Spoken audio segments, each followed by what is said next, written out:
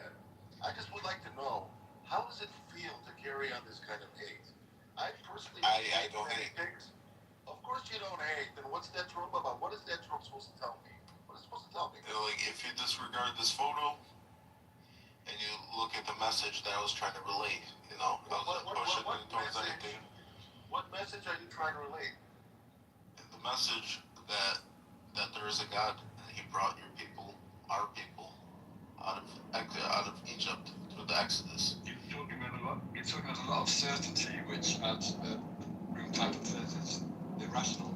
Okay, I will ask you this then. If there wasn't an Exodus, the people of Israel just magically appeared out of thin air.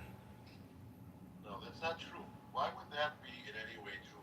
Because that's engaging now with what do they call it? Cognitive psychologists call all or none thinking.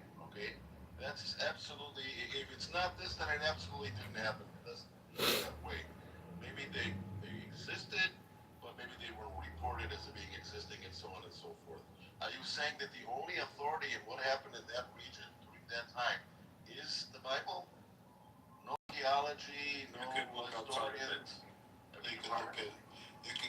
outside of it, you can look at the hieroglyphs, the structure, the wars between the nations at that time that were archived. They all mentioned, and they are not the Bible. They all mentioned that there was Hebrews, that's Israelites living there. Not all of them mentioned that they were slaves, but or some of them don't even mention. They all mention. They don't mention about the Hebrews being slaves. There's absolutely no archaeological evidence. But that's not my, I'm not going in that direction. I'm more interested on impact. There are a lot of people that believe, okay, in the Exodus. And what's intriguing to me is how does that affect what goes on afterwards in the world? What are the lessons to be learned here? The Exodus, what do you say? Eitan, it's liberation theology, and you're never going to get a straight answer out of this guy here who goes by the name Rabbi. If you want to know about certainty, you can learn about how people waste their time. Certainly, they do at an exceptional rate. It's almost as if they're very rich and have nothing better to do with their lives than to use a conference call app to, do their little shtick. But if you do a little shtick, does that mean you got a little dick? I love it. Thanks a lot, Progressive. Oh, you're the man. So we got potentially 3 different Jewish people in here. You got one that says he's atheist.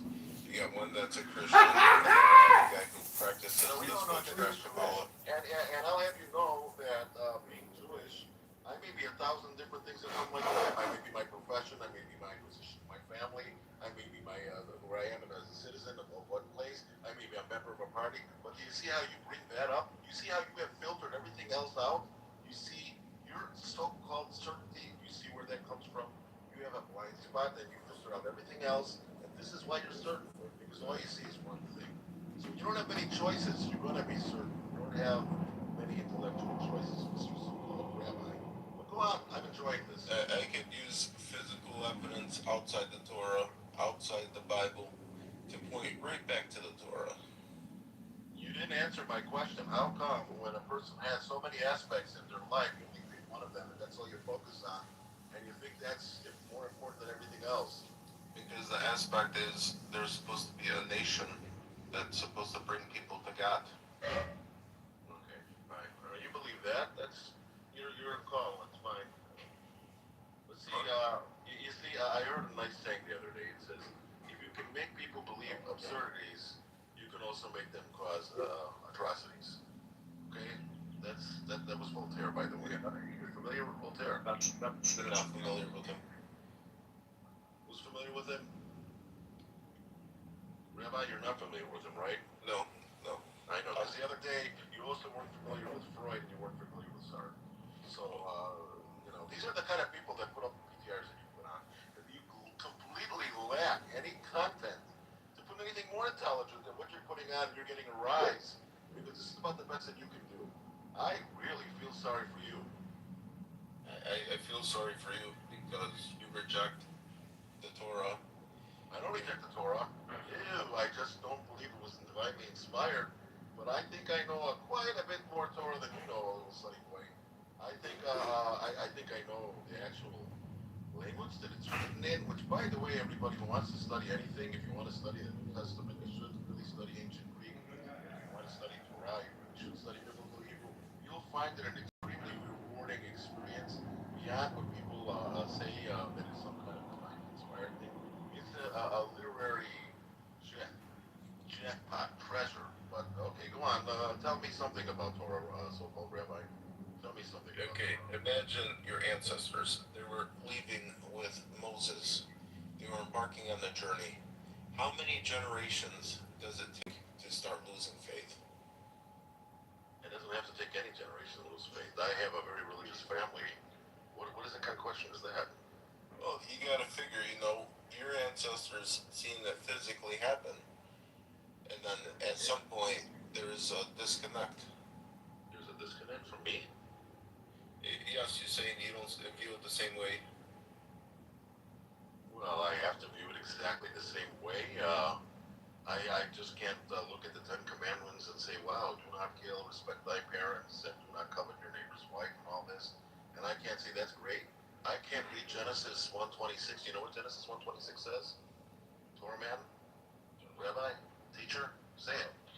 let us make man in our image. Absolutely. It So I says find that to be a God very proceeds to beautiful make man thing in to his say. image. I am inspired by that. I even have a plaque, and I don't even believe in God, but I like the fact that there was this religion that came out 3,000 some odd years ago, that they understood that all people are created by the same. They all come from this dignified source, and that we should all treat equal other people as if they were from the highest form possible. I love that. That's what I took from it. I took it as the Trinity, and I took it as, I can't hate God's creation, no matter where the person comes from, because at the end of the day, God created them.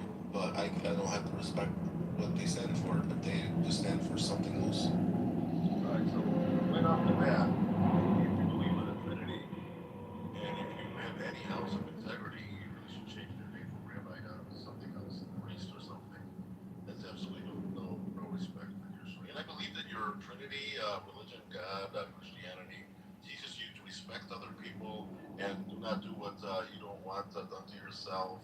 And agape, do you know what agape is? The greatest form of love. Absolutely, and it's unconditional love. It's the love, selfless love.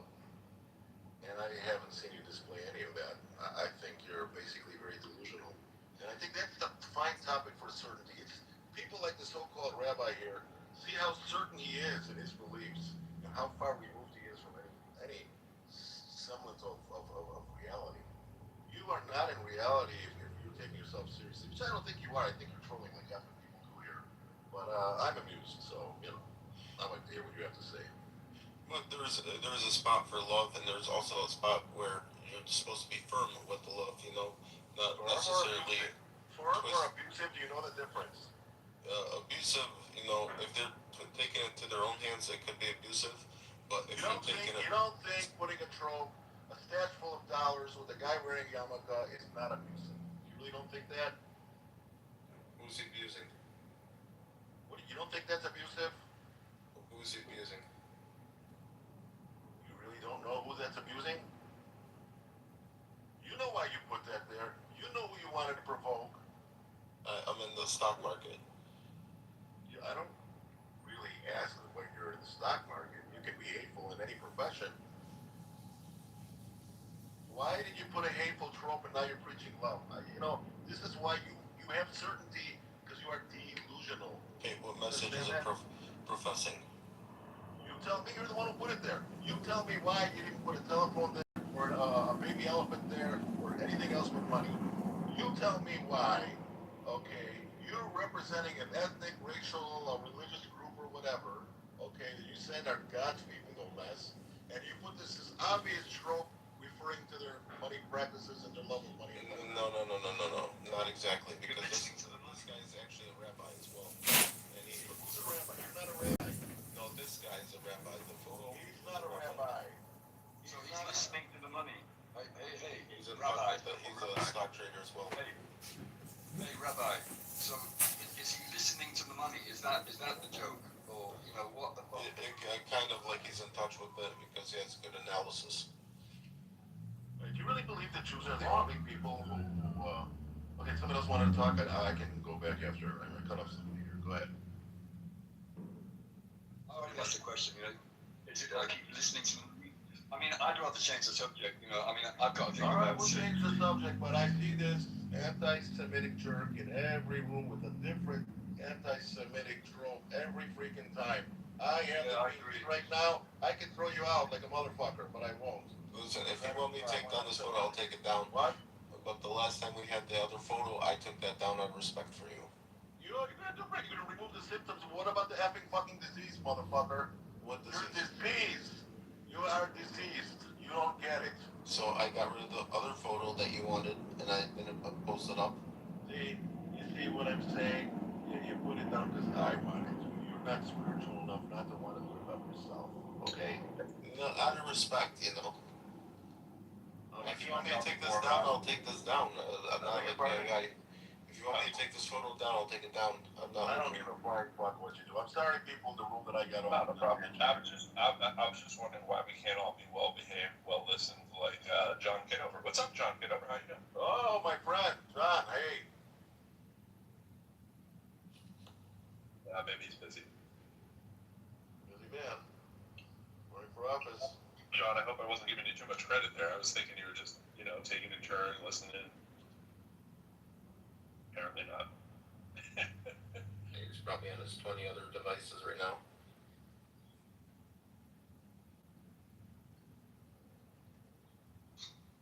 People down there. I see you guys. I could point towards physical evidence that points right to the Torah.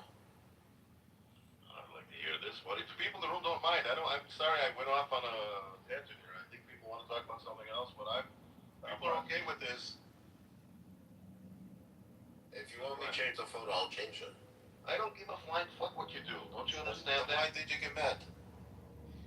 Because because you don't know what you're doing. It's frustrating being in a world of incoherence. They drive cars, they vote, and they serve in the army. Okay, that's scary that there are incoherents like yourself. Okay, this room is about certainty, and I'm sure you are certain about your beliefs. So whatever. That's just our world. What are we gonna do? Okay, go on. Say what you want to say. There is physical facts that points towards a divine divine creator, and it all points back to the Torah every single Can I time. interrupt you? Can I interrupt you just a second? If you just change the modifier for creator, are you saying that there's room for a creator that's not divine? Then they wouldn't be divine. Right. That's kind of my point. So could there be a creator that is not divine? There could be a creator, but not operating under the authority of the divine creator or in the reality of the divine creator. So you're saying there can't be creation unless there's divinity somewhere behind that chain? Like, for example, we live in a reality that the divine creator created, and we only have I just want to say that you believe that. You're speaking with certainty, but let's assume that we grant you that, right? So that there is a divinity out there behind creation. If that were the case, if there was some, do you have any concept for where that divinity came to be divine? Well, it does rely off of creation to exist. It existed before creation, and we exist in the creation. How do you suppose, as a confident person, that came to be the case? Like, what mechanism would make the divine just be divine when it woke up on its first day of breathing? Would make them divine? Yeah. Because they're above creation. What does that mean? They existed before the creation, they exist after the creation. Okay. I guess I'm asking how. How do you make sense of that in your head? Easy. If they can exist outside of creation before creation. Wait. The if is what I'm questioning.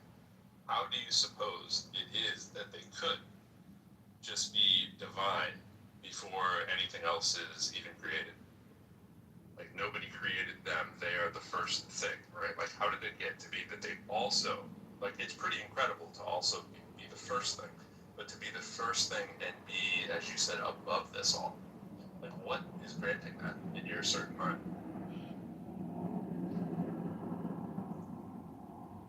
Well, they're not contingent on anything else, and I there's not understand. a higher power. I understand. I know all the philosophy behind it. What I'm asking you, how do you make sense of that? It's simple. Without them, we wouldn't have what we have. Okay, that wasn't a how. You notice what I asked, right? You just gave a reason for why you think what you think makes sense. So you asked me a question, how. I gave a reason. No, you didn't. It's a category error. I asked how. How do you make sense of that in your mind? Not like. How do I make a sense of it? All right. What mechanism would allow something that is the first thing to have this divinity property that you're speaking of? Like, it couldn't have been a magic wand tapped on the shoulder because there was nothing else to do it. But yet, the first, and you keep using the word simple, which should be the most simple thing, you flipped that and you said the first thing should be the most complex and powerful and almighty, right? That's the part of the question. Can you have reaction without cause? I don't think I was waiting for you to ask me a question. I think I'd asked you a question, right? And I just want to know where your certainty comes from that this You is cannot a have property. reaction without cause. I just want to know that you think that it's possible for something to be the first thing that has all the power, right? That we've never witnessed, by the way, but yet this first thing has this exclusive power of this divinity thing. You seem certain that that's the case, but you don't seem certain of how that could be come into existence, right? I'm not. I'm just wondering where you get the certainty from that you can clarify. I get the certainty from the Torah, and then I check and I see the evidence, and I'm like, oh, So I just wanna- wow, it's amazing. I just want to think about that, follow that through. So your certainty of the first thing that came to be all powerful and then lead to everything else came from something that was created billions of years after that thing. So in the gap between the billions of years that it was for the Torah to come into existence, what would you have said? Like, would you just said there might be a book someday that would explain it? Like, that's weird, right? So we'd have to go off of physical evidence, things happening, Okay. things beyond our understanding, things that Okay. notable. That's where I'm going to. So it would be beyond your understanding of how something could be the divine before anything else existed, because it's beyond mine too, and that's exactly why I'm not certain in it, and it's why I don't think it's a thing. I hope that makes sense. I can see where you're coming from. No doubt. But it comes down to, regardless of perception, regardless of everything, right, and opinion, there is physical facts that we can't really tap dance around. All like belief system, all like ideologies acknowledge certain things happened, and there's no negotiating it, and it didn't happen. That's what I'm going off of. Gotcha. What's up, John? You're saying that things, you believe these things because they're in the book. It's like this book, which, as Pro pointed out, was written by men, by people, billions of years after creation. It's very strange. I mean, it could be very strange, but then I believe it because of the crucifixion and resurrection of Jesus Christ of Nazareth. Which you believe because of a book. No, I believe because he died and resurrected, and then No. people.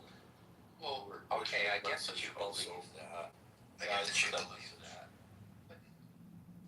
But surely you must recognize the fact that the only reason you could believe that would be to first know about it. And the only knowing about it comes from a book written by people. And then you have to cross-examine it, check out the historical sources, otherwise it's just a book with no evidence. Yeah, and as Pro says, I mean, the probably the real thing, and I'll stop here. I'd like to talk with Ben too. Just quickly, Ben, are you in the U.S.? No, I'm on the plane. On the plane, okay. You're internet. Yeah. All right. Because the internet didn't have, which is weird. Yeah, it's like the boat. Anyway, I think Pro's point, that somehow this weirdness. I mean, unless you happen to be, and maybe this should be my last question. Are you a person who believes that dinosaurs existed and rode on a boat with humans, 3,000 or 4,000 years ago? Well, the definition of dinosaur didn't exist in the scripture, but we see stuff like dragons. That's how they perceive that to be. So it's probably like a language thing. For example, so you we might don't not see. really believe in dinosaurs, but whatever those things were, did they ride on So boats with they had human beings a few thousand years ago? Well, Noah's Ark was pretty big. Okay, that's my answer. Thank you. It's irrational. That's So really definitely irrational. No, I'm thinking the Ice Age is taking the credit of the Great Flood.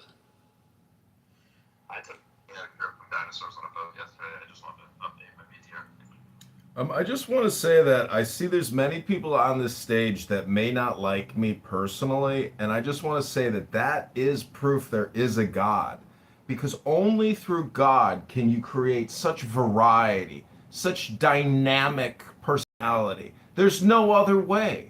And so Not through evolution. what was that? Not through evolution. That's not a possibility. Well, of course, that's a possibility. I'm just saying that in the now, mindfulness tells me to tell the haters in the room that you don't hate God. You actually are lazy. You don't like books anymore. Because, I like you, John. Who hates you in this room? oh, I do. I'm being, yeah, see, there's some, see, there's some people that hate I like me. both Johns in this room. I like John. I actually don't dislike John. I don't dislike Ben. I just dislike the way that Ben speaks. I don't think he speaks English. And what I'm saying is if you waste all your time on this app talking I and don't, listening, I don't know that I actually hate anybody, but I yeah. do think that John's a scumbag. Well, you think you might think I'm annoying, you might think I'm a scumbag, but nonetheless, I'm a man. And just like Rabbi here, who I think is annoying, but yet sometimes he can be funny, he's still a human. And so we have to essentially come to the conclusion that these atheist rooms are boring brain rot rooms devoid of anything. Imagine going to an opera and watching an atheist opera. It would be so fucking boring. But if you went and you saw I never uh thought of that. That's an interesting idea. So when you go to an opera, you think that it has a religious component simply because of maybe what the lyrics are that are on the sheet? Meaning, like, if you went to watch a bunch of actors do a movie, I don't think you would think of it as necessarily like an atheist movie or a religious movie. If it was just, let's say, like a western or something, that you know what I'm saying? Like, it's just weird that the actors are just acting, right? The singers are just singing. But that's an interesting topic. I've never thought of an atheist opera before. You've planted that in my head.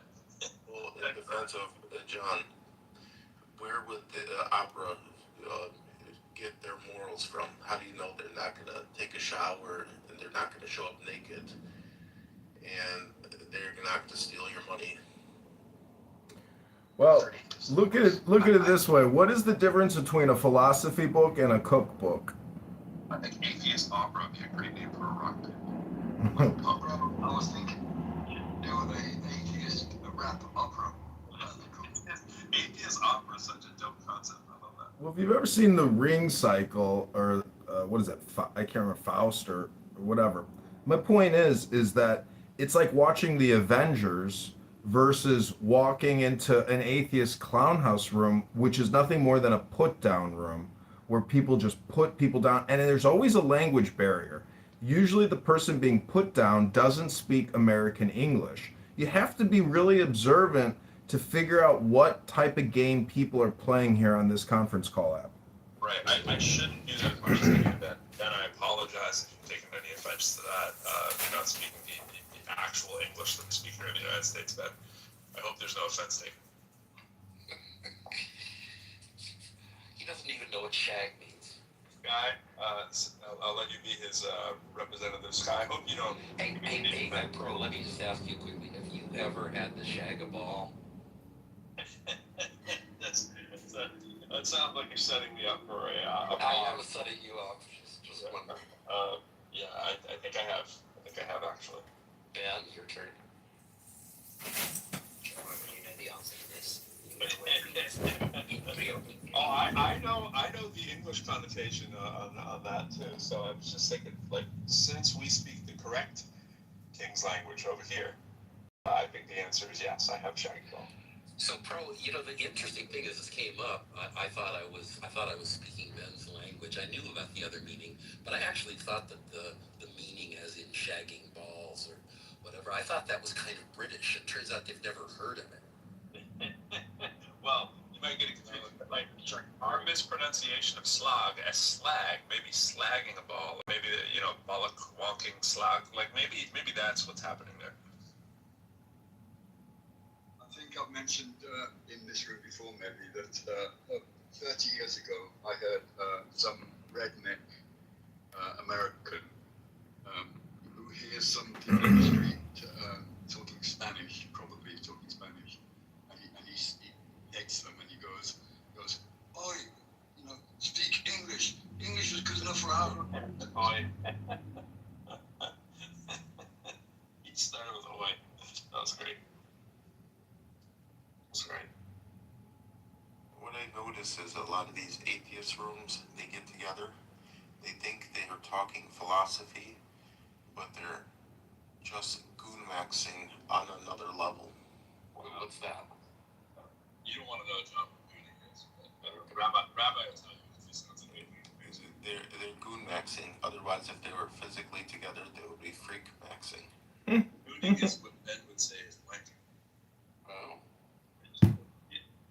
See, it's like walking in. I've had an interesting evolution, because I was an angry atheist. Now, probably, top of the heap, kind of in the wake or in the run up to the Iraq War, where I saw Christians wanting to end the world by blowing up the Middle East and all this kind of stuff. And I gradually realized that it had nothing to do with atheism. It was, I think some people call it, anti-theism.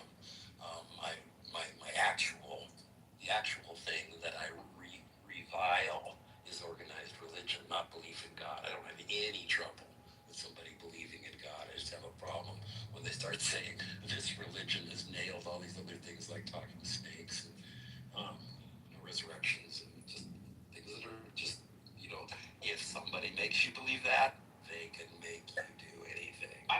I never think of like a topic like this one or anything until John brought up sort of like the atheist opera. Like, I never think of like an opera as atheist or not. I never think of things like certainty is irrational as atheist or not. I get why you would think that, because it could lead right to like certainty in God. That's where people's mind goes. I know, but and that's valid too, because that's a ridiculous certainty as well. But I never think of the topics when they're not explicitly about religion as being religion-based topics. No, I don't. I I only brought up the opera to like try to frame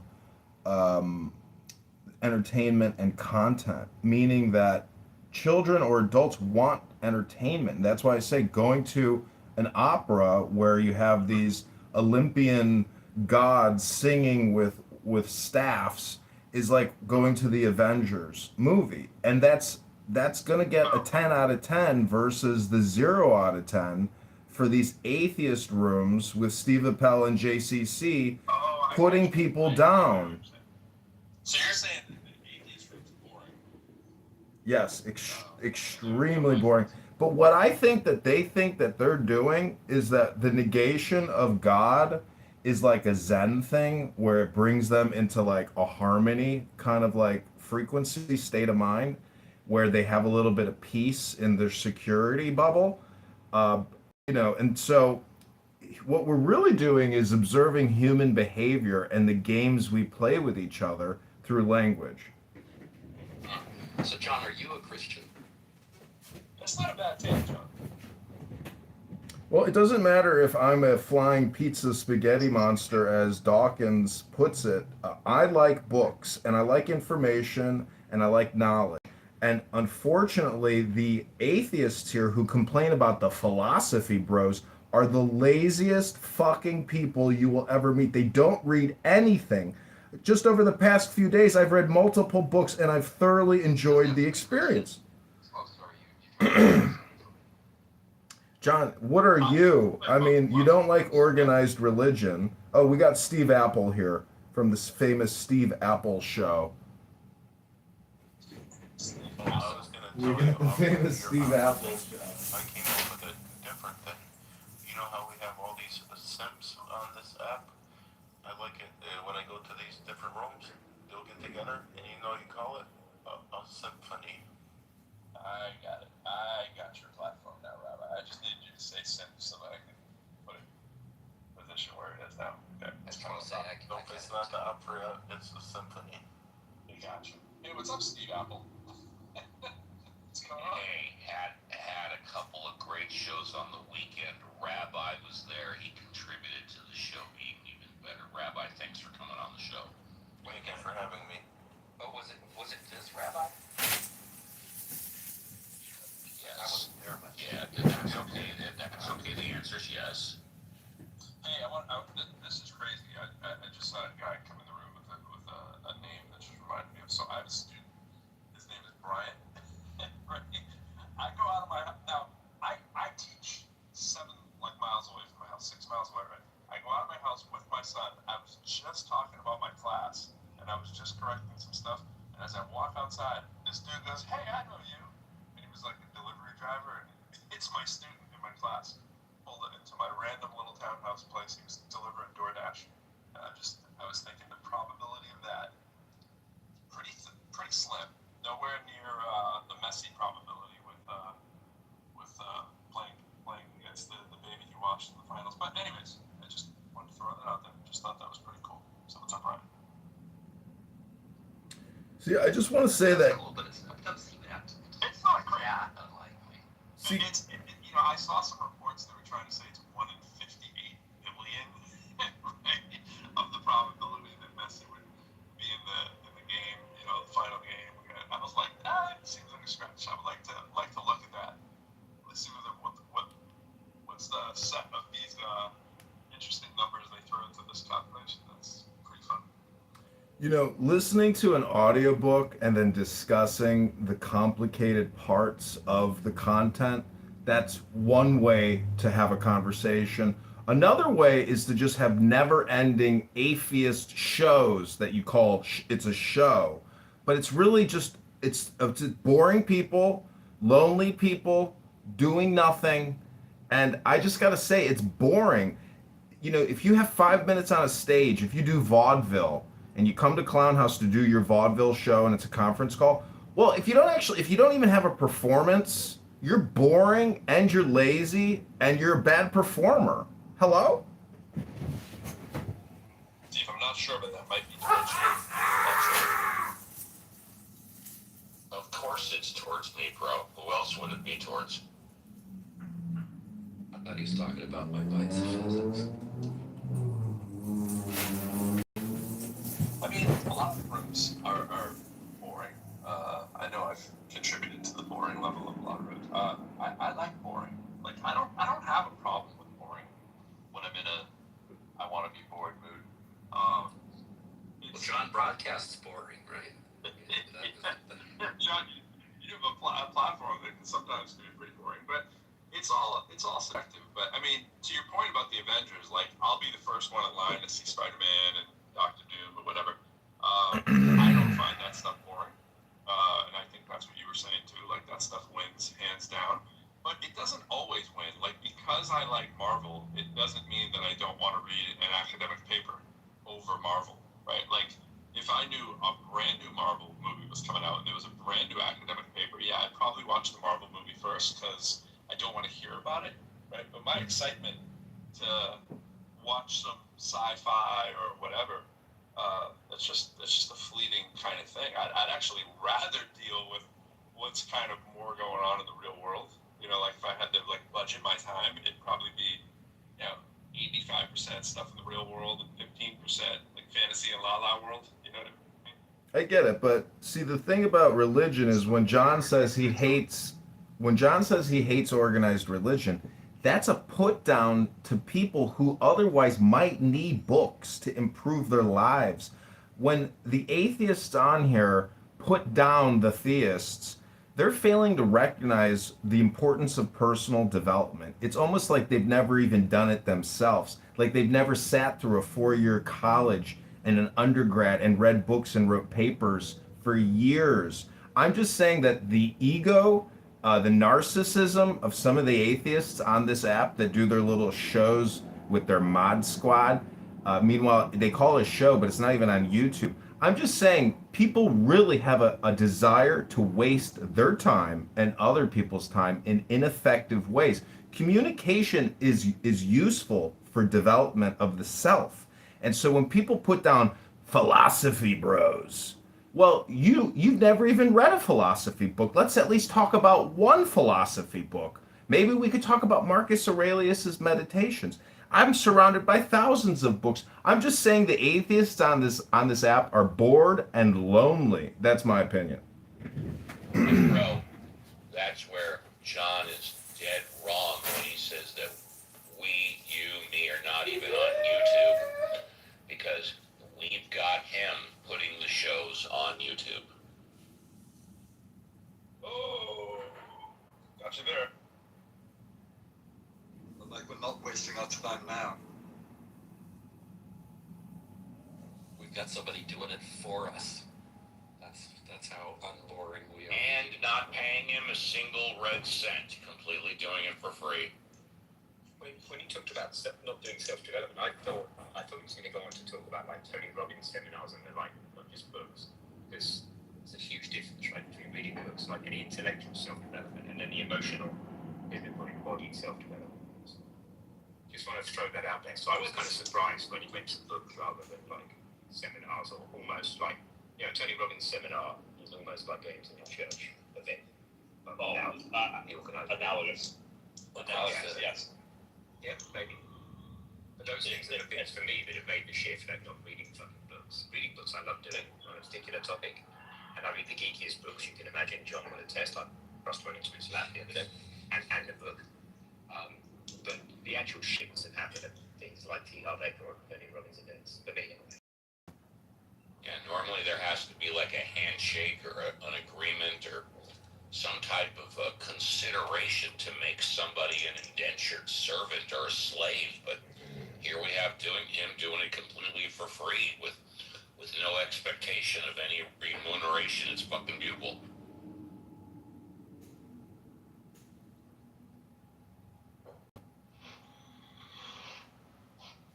I'm still slightly aghast that I'm able to speak to you this clearly while flying at 546 miles an hour over the ground. You know, Ben, Maybe Atlantic. there's a line of sight thing going on that you just can't beat being in a plane for. Yeah, it might have a little something to do with Starlink, according to the first. Well, I suspect so too. I was going to ask, do you know planes do talk to Starlink Pass? This is definitely Starlink. Yeah, it's a Starlink. Yes. 180, 200 meg down at about 40. Well, let me ask you one more question before I probably get kicked by Steve Apple or Ben or somebody else. A lot of the books that I read, it talks about the divine will, the cosmic will, the universal will, which is like saying willpower. And I'm just wondering, do you think that this will has in some way played a role in your lives? I'll tell you this much, since we're in Pro's house, if you get kicked, it ain't gonna be by me. I don't think I understood the question. Did anybody else maybe get? I missed it.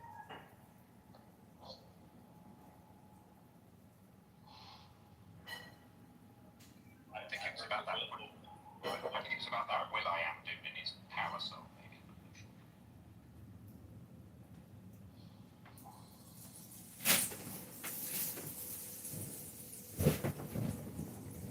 Hello? Yeah, John, progressive John. It's always fun to fight progressive John. That's what I think progressive is. I know I'm not alone when I think about Kitover. I don't think anybody clarified. Well, I don't think anybody clarified this. I'm actually a progressive. I'm a progressive liberal.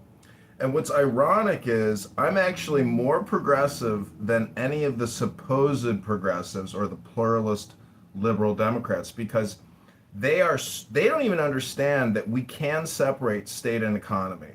But the Democrats will never ever shut down the Federal Reserve or the unlimited borrowing and spending facility that we have. So I'm actually more progressive than the supposed social ideological progressives on this app. I'm willing to go all the way and have a real economy. Just like I'm more conservative than most Republicans.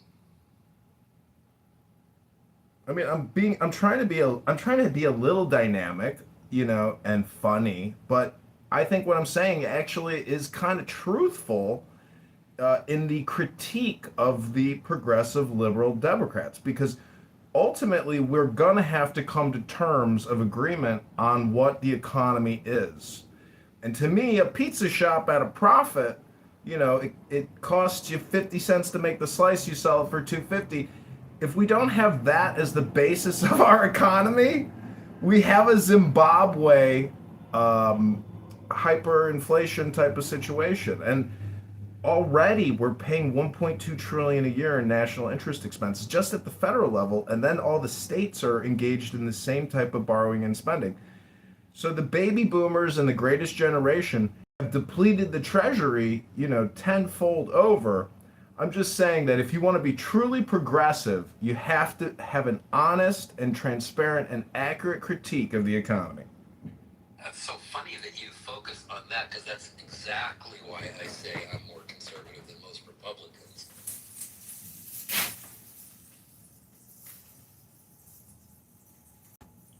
I think there are no. Is that we shouldn't have the kind of national debt we have. I became Ronald Reagan was the guy who set my pants on fire. No, my hair on fire over that. And it's only been worse since. I don't know, John. I mean, I say this all the time. I don't know if you're aware of the fact that every single Republican administration over the last half century, the annual deficit has been more than the one inherited by that president. While It's hard to pay off the national debt when you ship all the jobs to China. Hold on. While every single year of every single Democratic administration, the deficit has been less than the one that was inherited. If we had had that kind of, and we did, if we just stopped with Clinton, right? But if we had just had that kind of thing for 50 years, we'd have a surplus of God knows how many trillions of dollars. Of course, you wouldn't do that because you'd spend that money elsewhere. It's a good idea to run a 2 or 3% deficit. That's what we did after World War II. Ronald Reagan opened the floodgates, and we are where we are exclusively because of the Republican Party. Did you say there are conservative Republicans? Is that what you said? No, I said exactly the same thing that John just said yesterday in a room multiple times. And my point was that there are no conservative policies anymore. They've been hijacked, or they've actually been encompassed by a lot of progressive policies. Anything that would have served to be something outside of, let's say, religion, that is a conservative talking point, it's like gone in a poof. I suppose the closest thing you can say is try to lower taxes. But I don't think progressives are against lowering taxes for some people and in some situations, right? It's just that you're trying to raise them for people that never pay them, right? Yeah, and my hero is Jerry Brown, because he came into California. He said, here's a bunch of stuff I want to do, but we're only going to do it if you vote to raise taxes to pay for it.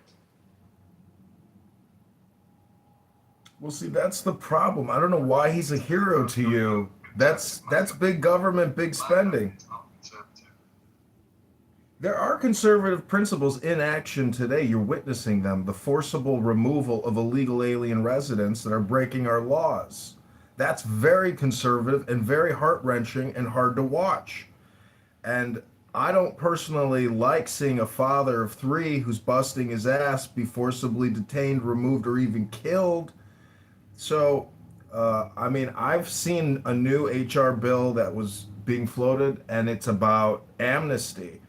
I've often thought that blanket amnesty, as well, it's on X, I can get you the link. It's also, securing the border and starting over and saying, okay, you're here. Well, guess what? You can have citizenship, but you're going to have to pay for it, and you're going to have to prove your loyalty, some type of litmus test, because this forcible removal it's tearing the country apart emotionally, ethically, moralistically. It's a very difficult thing to do.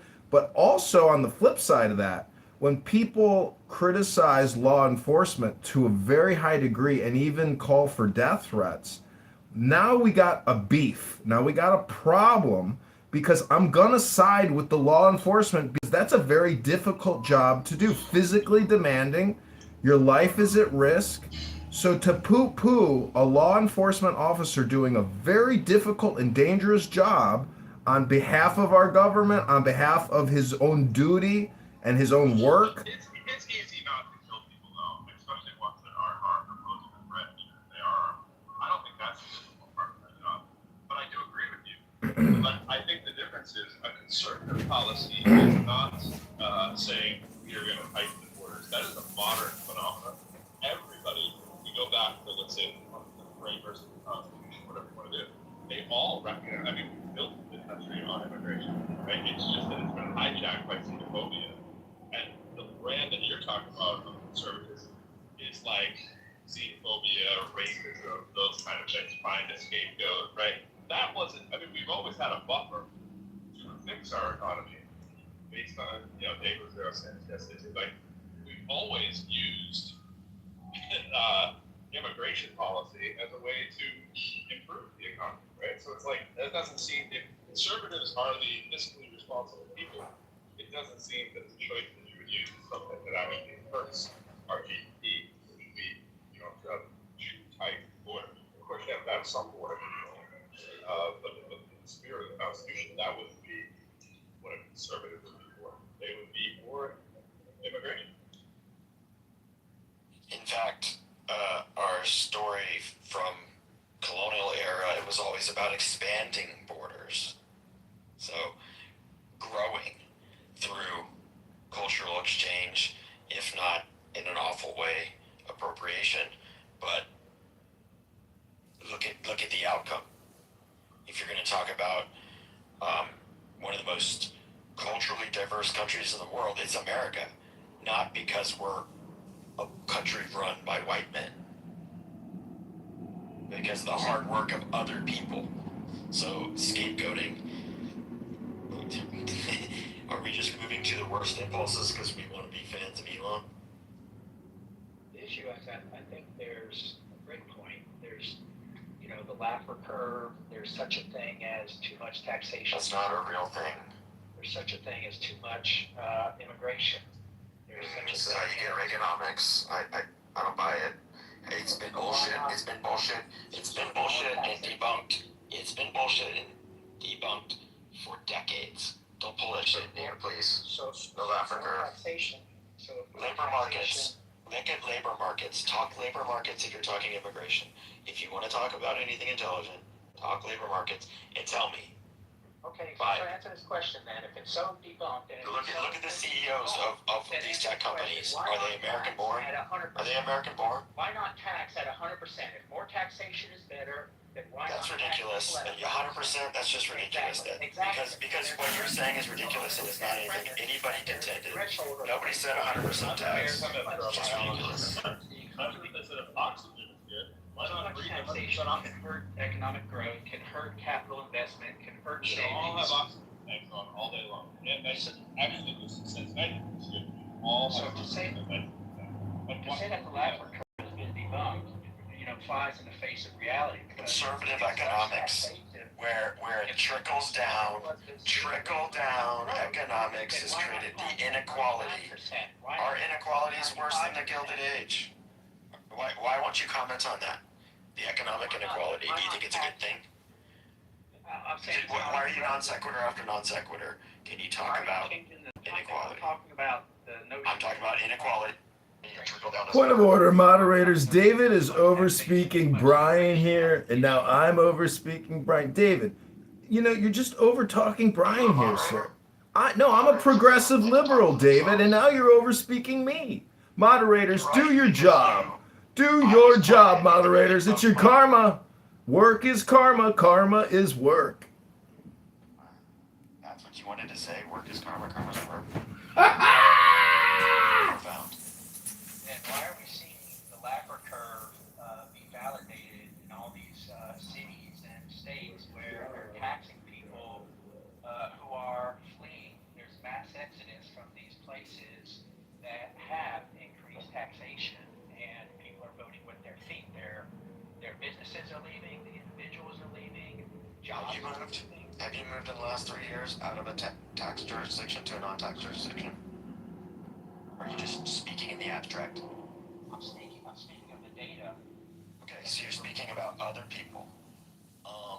You didn't move. It didn't compel you. It didn't compel you. You said a mass exodus. Mass sounds like a large amount. Location to a lower tax location. Yes. What were the geographies? One was the place that I was located was a large metropolitan area in the south, and I moved and I built a house, bought some land in a geographies? Did you change states? No, it was the same state. Okay, so you did tax arbitrage within your own state But the point for your own purposes. holds that people are fleeing these high tax locations. People, just say you are. Just put your projection out there and label it your own. Thanks. Well, I did as well, but I'm saying there are numerous I heard. reports I heard of your projection. people Good as well. job. Are you denying that it's happening? See, tax strategy is a certainty, and it's not irrational. If you lived in New York or California and you fled to Miami and you built $1 billion tower like Ken Griffin, well, that's a certainty, not an uncertainty. Let's talk about the illiquidity because of Tax Strategies from Tax Strategy Advisors LLC is here to help you achieve ultimate premium tax strategic solutions. Are you sick of paying taxes? Well, we've got a package for you. It's $39,995 a month, and we can help you completely eliminate taxes. it's affordability. Because certainty is irrational. Change my mind. Affordability. Why would I want to pay more taxes? Just say. Yeah, it's pretty well known. Save money. Do Pretty well known. Right. This is a NIMBY. You know, it's pretty normal that everybody else deal with their own problems. I dealt with You're mine. prioritizing leaving these high tax, job-killing policies and locations and save your money. Do without some things, vacations or new cars or things like that. Then move when you have enough money. So your answer is wag the finger. You like That's a policy. You like Dave Good Ramsey. policy. You like Dave Ramsey, right, Brian? I like Dave Ramsey. I don't really follow him. I know of him. I don't know that I can give an educated opinion on him. I mean, his whole thing is about debt, right, and how not to be in debt. His whole thing is, just eat rice and beans for 4 years. You'll never have debt. You'll be perfectly fine, right? But it's like, real life happens sometimes when you're eating rice and beans. In real life, when you have to decide whether you're going to eat or go to the doctor, get your car fixed, or fix the leak in your house. Well, fixing the leak in the That's house, not a function of just that's a high priority. Caleb, from a Jewish perspective, what does the Torah tell us about priorities of spending? We don't have time. We don't have time for your silliness this morning. It's not silliness. I mean, the Torah has a lot of information in it, and I think you're smart enough to quickly give us a ChatGPT type summary response to that query of what does the money is a tool, wealth is a tool, right, to sustain a society and to sustain oneself. There has to be a balance between those two things. Well, wait a minute, John. You're smart enough to give us the Chat GPT answer as well. What's the problem? Why don't you do it? Well, the Torah deals with the law, and the law of capitalism is. Why would I be willing to bet $1,000 you're not reading from ChatGPT right now? Oh, I thought you were complimenting me in the same way that I was wanted the complimenting Caleb. ChatGPT answer. I don't use ChatGPT, faggot, retard, Well, then retard, why are faggot. you asking someone else to use it if you don't use it yourself? I wasn't asking Caleb to use it. I was saying that he's smart enough. Actually, that's exactly what you asked. No. Caleb, did I ask you to give me a ChatGPT, or did I compliment you and say you're smart enough to give me a summary type response as if you were ChatGPT? Steve, you're not only blind. I heard the second thing, but nevertheless, Yeah. we're having a side conversation without the mental manipulation. Continue your side. Go ahead, continue. No. I was talking to Brian, and John here wants to talk about mental hypnotic communication. So I was asking you about Torah. I love Torah. I love it. I love the information in the Torah. See, when atheists waste all their time here putting people down all day long, they skip over the Torah, which is a lot of information. And Steve is a Jew, though an atheist. He's a Jew, which means he's a Zionist. And the truth is, Steve is blind, and he's going deaf. Hello?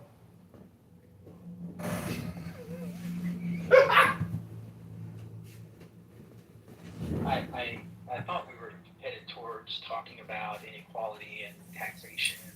Yeah, that's what I thought. That's what I thought we were talking about.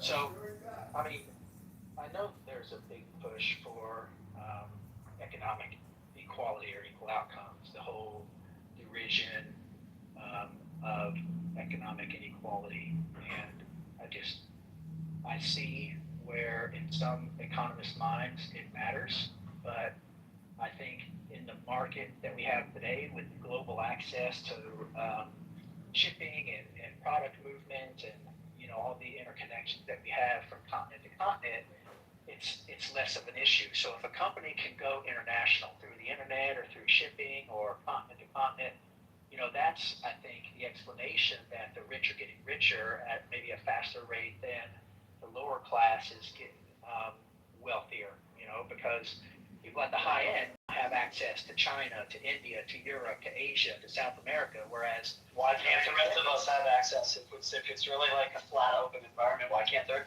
You're only underlining the inequality point. You're just saying inequality is okay.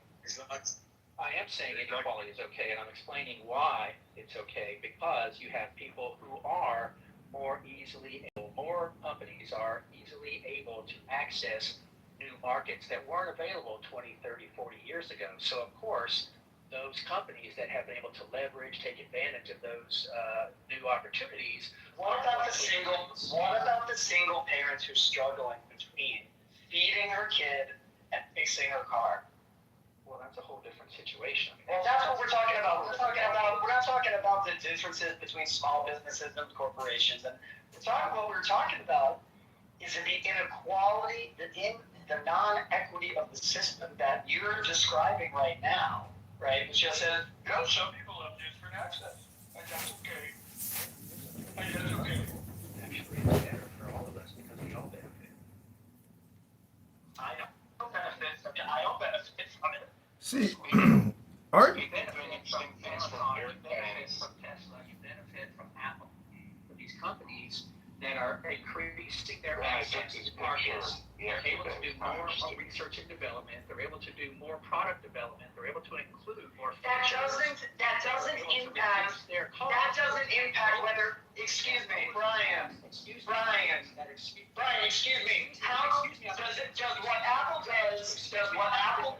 I know you're not. Does what Apple does enable me? They sell their products and use that profit with newer markets to add features, lower costs. They pass that savings on to everyone in the economy. Right. And does that make it easier? Does that make it easier for me to buy Apple stock? No, it sure does not. It makes it. No, it sure does not. It makes it moral. What's moral about it? Because we're using the notion of free will for people to choose what's best for them. If they want Apple, if they want Samsung, if they want Tesla, if they want Ford, you now have more opportunities. There is everyone who operates. The moral landscape of the economic sphere is not only in regard to the success of the individual. That is selfish. That is capitalism run amok. but Caleb, Caleb, America. If you think that that's the way that this is supposed to work, to run, to manage a just society in which everyone can have their own thriving, right? And you think it's just about who can make the most money fastest because I have the most access. That's immoral. That's the immoral part.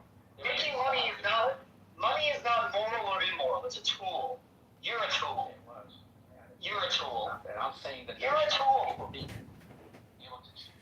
well, it takes a tool to know a tool. The entirety of your system, I fear for your economy. Are you projecting that you're a tool as well? Aren't we all just tools of the Lord? The only principle that no, it isn't. America became the most successful and prosperous on the backs of slaves. That's why. Oh, here we go. He's practicing mindfulness. It had nothing to do with individual choice and this whole prosperity gospel nonsense. What percent? Guys, we're gonna need one mic at a time, otherwise no. Excellent. I just want to read a quick quote. It's in the words of the famous paradox of the Comte de Phoenix. The absolute rule of the state shall be a function of the absolute liberty of each individual will.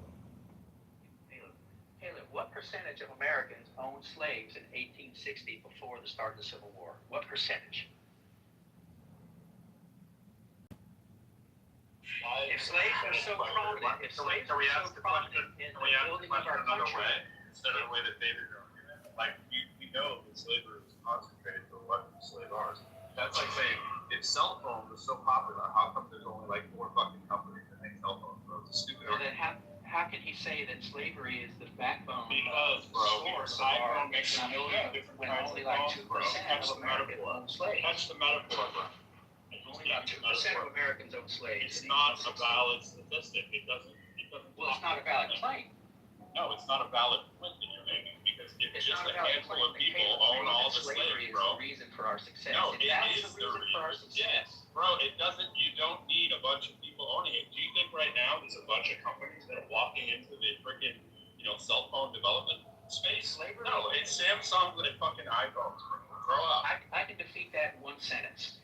If slavery was the source of success for a country's economic growth, then why did we have thousands of years around the world of slavery, but only in America during the Industrial Revolution, and subsequently did we rise to economic top tier?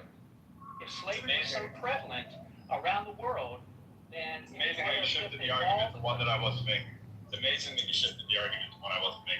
My point is that slavery was popular. Bro, if you keep talking over me, you're going to get fucking thrown out the room, so shut the fuck up, you dick. Listen, I said something very simple, and you've been talking over everybody for the fucking balls to tell someone to stop interrupting. Shut the fuck up, you little penis. Now listen, if you want to stay in the fucking room, talk like an adult so we don't have to fucking talk to you like a child. The point is that when people run a company or a business or an industry, they don't want to let in other competitors. And when they have sufficient ability to do so, they will block them. That is not an argument for why it is not prosperous for the people to do it, because there isn't a million people owning slaves. The people who are owning slaves were running the fucking show, and everybody else was a peon. That's why.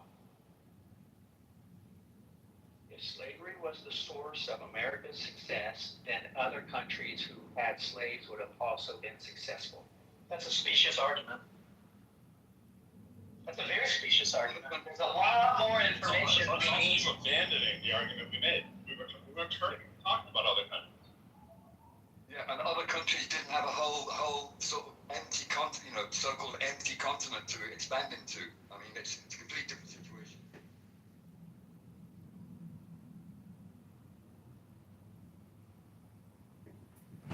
All right, guys. Stop harassing me.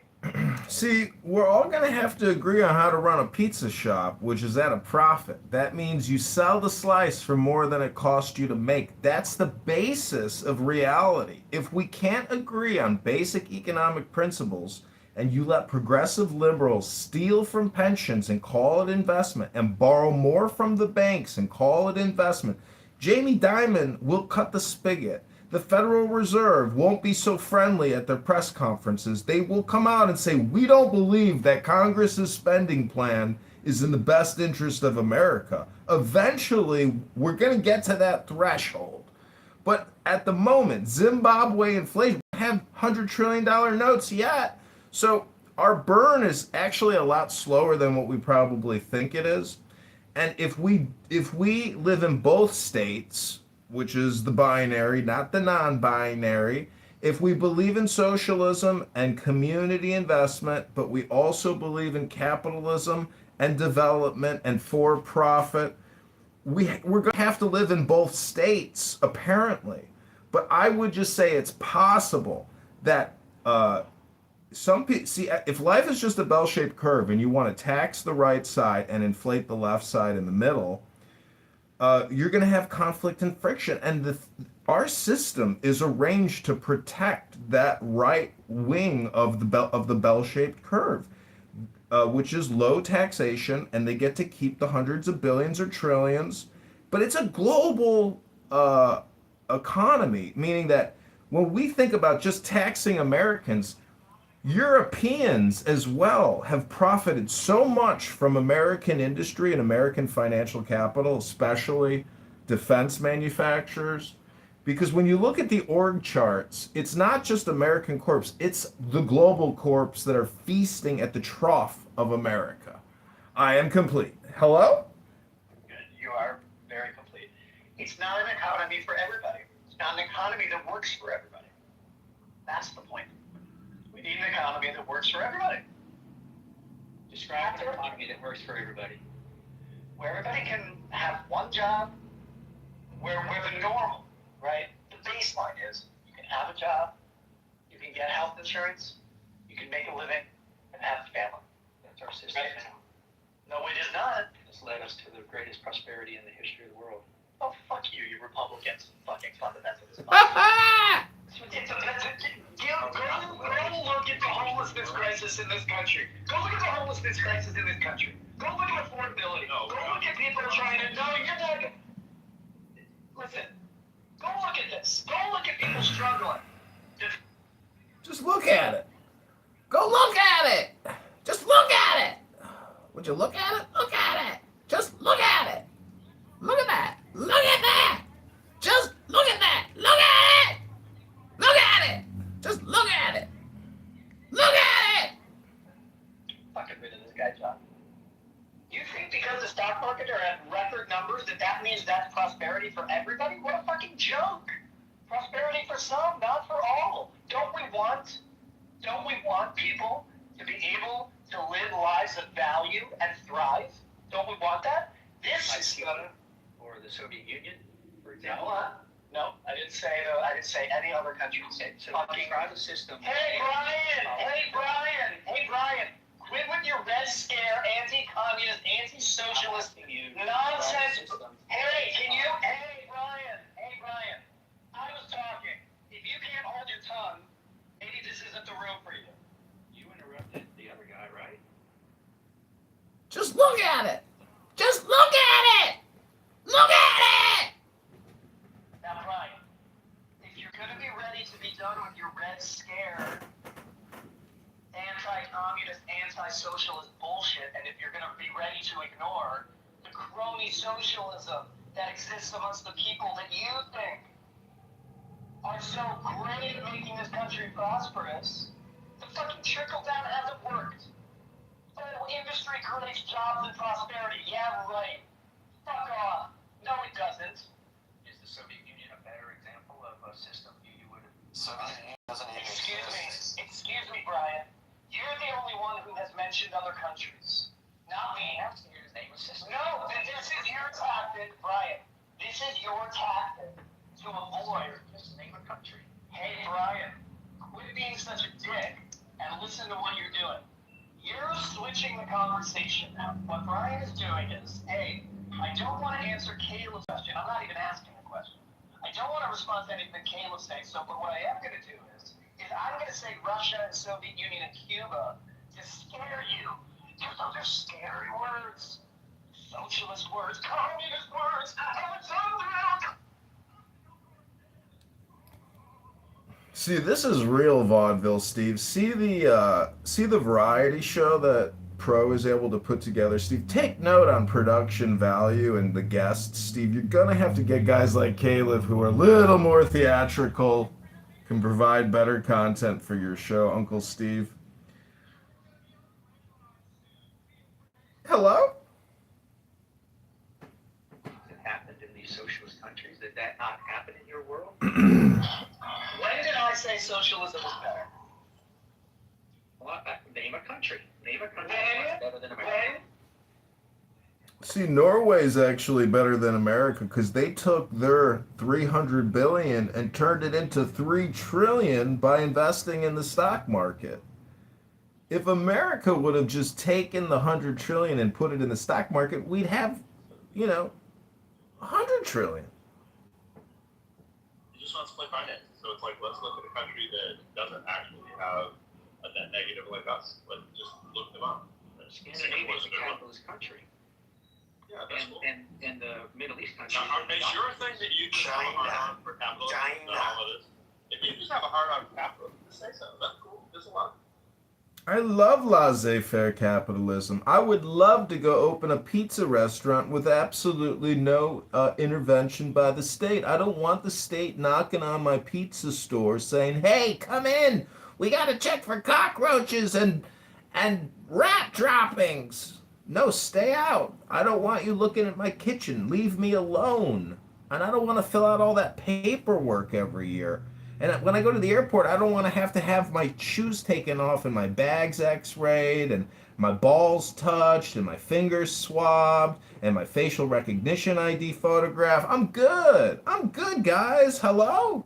It just kind of depends on who you want. Like I heard somebody saying, I think it was Neil deGrasse Tyson the other day. He was talking about this area where people live. I don't even think my mic works. Deer getting in the middle of the road and people were dying, big accidents, insurance premiums, all that kind of stuff. And then one of the actual proposals was to release more natural predators of the deer into the environment. So small mountain cats, right, were brought in to actually alleviate the problem. Now, the debate was, do you want the government to have to claim responsibility? And the government did not want that. In other words, if there is a government issue, if we brought in the cats, now the government is liable versus nature being liable. If it's just, well, the deer just killed off some people, because of course a cougar is going to kill little Bobby in the backyard every now and then. And so it just depends where you want your death. But when they did the math, there was less death when you brought in the predator cat. Like, in other words, an acceptable amount of babies would die, right? Because it was way lower than the amount of people that would actually die due to deer on the highway. And a lot of this is just what you like better, right?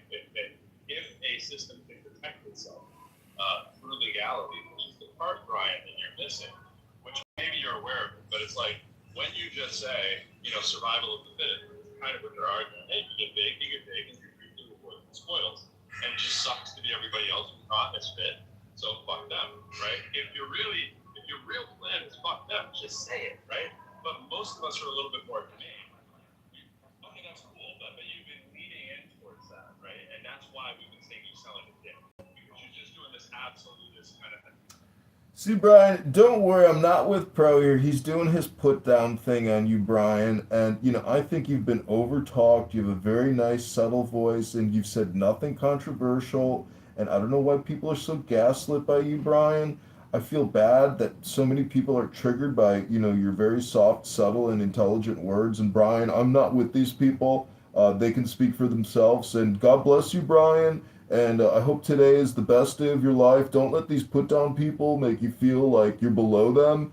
Don't put them on a pedestal ever. They don't deserve your respect, Brian. And I'm glad you're here to show them all in the mirror of reflection that their projection is that they themselves are very angry and hyper-performative and dramatic people. I want to help you out, Progressive. Just, I want to take a moment to set the room for you, because Progressive feels a certain way. Maybe it's easier to change the name to Progressive, which goes against its inner values. But I think that's fine. I think that's fair. I think it's fair to say that, we've been too hard on someone that you align with. So just take a moment and reflect that name. Like, do you actually think the people in the room are just irrational, just like to stream on people for no reason? Yeah! Yeah, I do! Maybe there's some fault on both sides. Maybe we're both at fault, right? Maybe because we're too assuming, maybe we haven't given Brian space. But my point is, Brian, we haven't given you a space is because once you started talking, you didn't allow an air to come up and you just were rattling on like a lot of people do when they have propaganda dispute. So if that's not the case, why don't you share?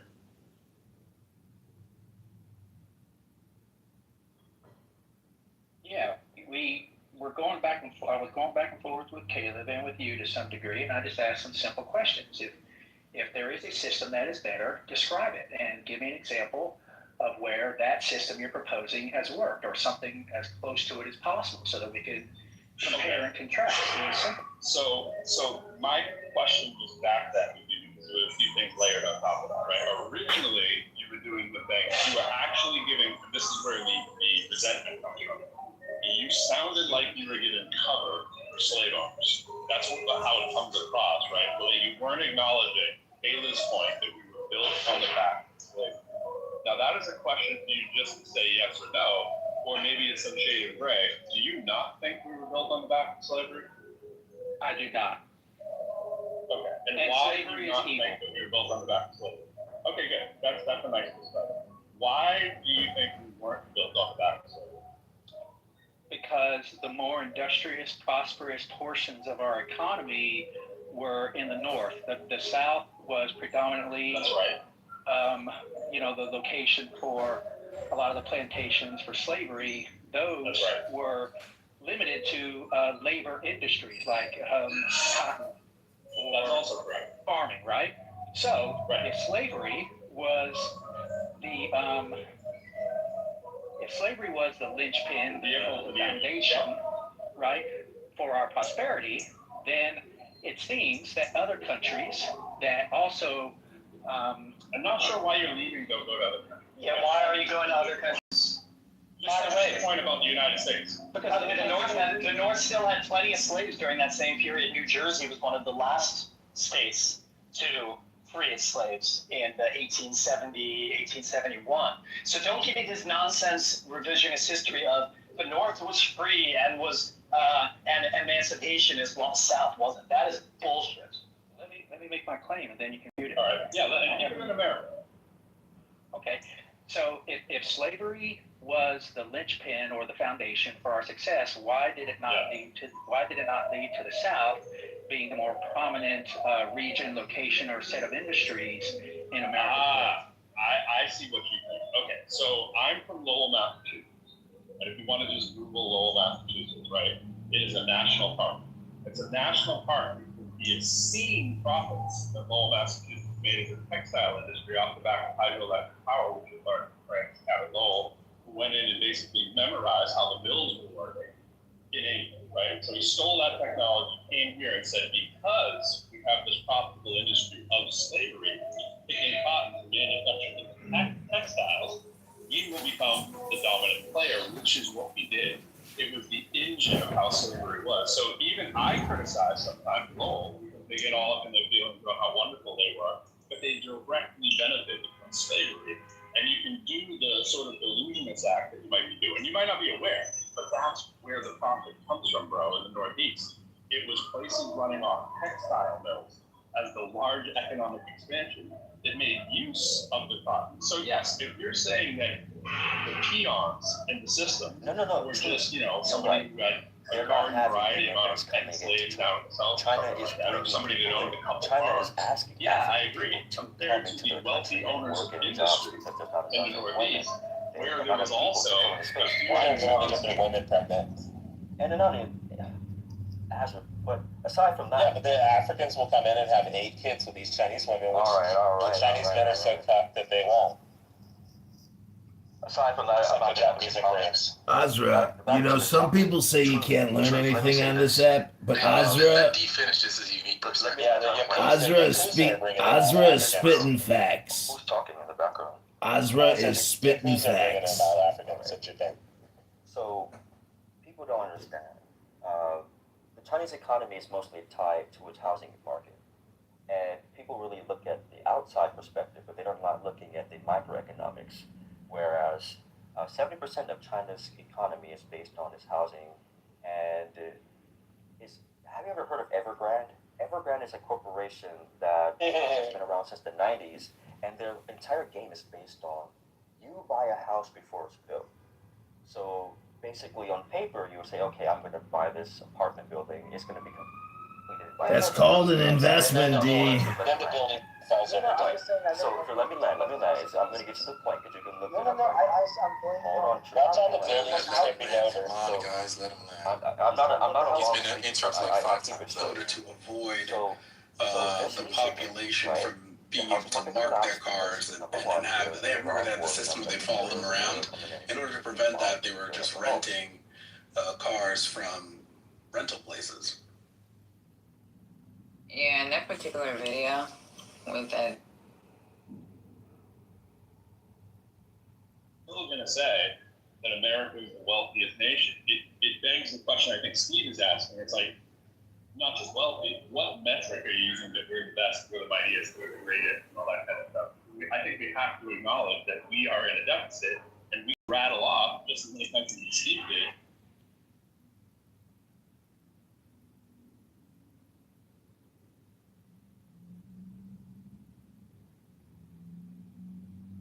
And Hamas was this building playgrounds and schools thing, and where it was funded. But then they quickly figured out that no, they really were not that. They had ulterior motives, and then it became real motives. I take Gore. I have a feeling. Damn, one of them got me blocked, Dennis. Brilliant and liberal, and very, very. Habib will take Gore. I don't. Oh, you must listen to him. If you guys don't, you have to start immediately. He is.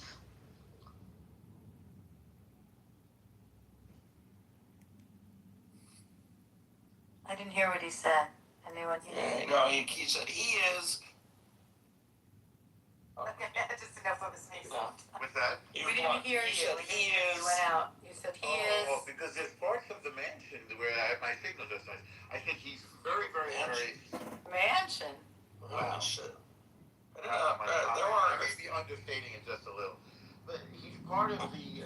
He's extremely Zionist and extremely liberal and very, very, very insightful. And he has great stuff on the way that the Algerian blend of Marxism and Islam was conveyed to both the Islamic Revolutionary Genocide Corps and to Hamas. It's this weird revolutionary victimology that has this weird appeal to Western ears because, again, it's all about the pedagogy of the oppressed. And it's based on Frantz Fanon, the guy who wrote The Wretched of the Earth.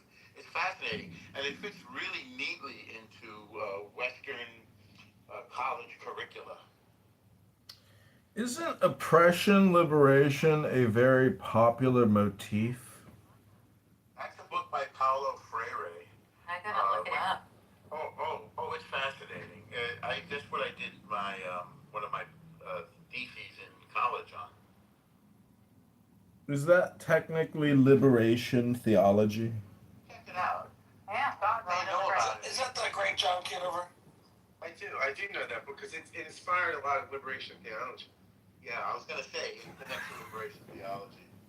By the way, so Andy Burnham here makes his first speech as the Prime Minister of the UK. Going back 40 years, he's taking swipes at Margaret Thatcher. What an interesting.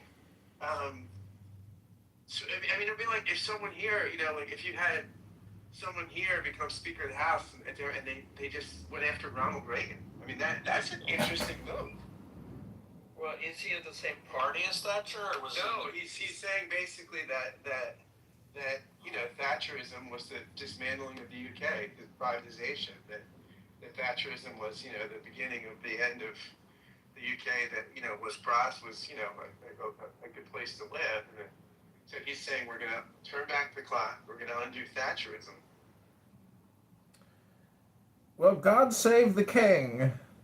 Yeah. He's basically looks at Thatcher as the sort of, what I mean by Thatcherism. I think he's not talking anti-communism. He's talking Reaganism, right? He's talking privatization. Not that she was probably as effective as Reagan on this score, but wait, this guy is also labor. He's labor. Yeah, he's labor. Boy. He's labor. He just replaced. He's going to be Keir Starmer.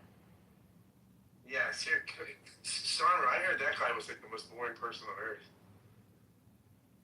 Well, is Tommy Robinson being appointed Prime Minister? Was too bored. Couldn't make it through the speech.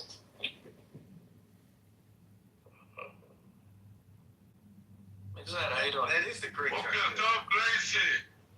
Bokatov Shuki. Hey, Mixette, I got a trivia question for you. What's the difference between the movie Avengers and Dinner with Andre? I don't know. I'm not my darling. You are my darling too. Thank you. Mixette, what is the key difference between the movie Dinner with Andre and the Avengers? One of my other favorite people. You understand that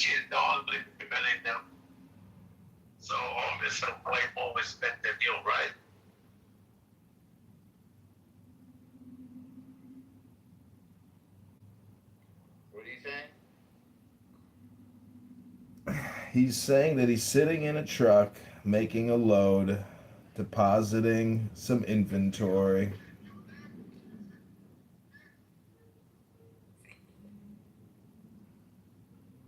He said, "What's the key difference between the movie Avengers and Dinner with Andre?"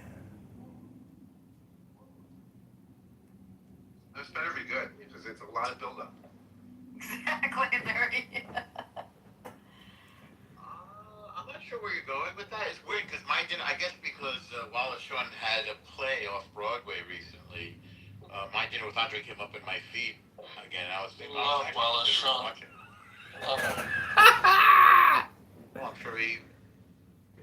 It's not the riddle of the Sphinx here. What's the key difference between Dinner with Andre and the movie Avengers? Hey, what's the connection? Avengers is a movie about theism. Dinner with Andre is a movie about atheism. All right, watch it again. Have you watched it recently, John? I bought the DVD because McZed told me it was good, and basically it's just two faggot atheists sitting around sipping coffee. It's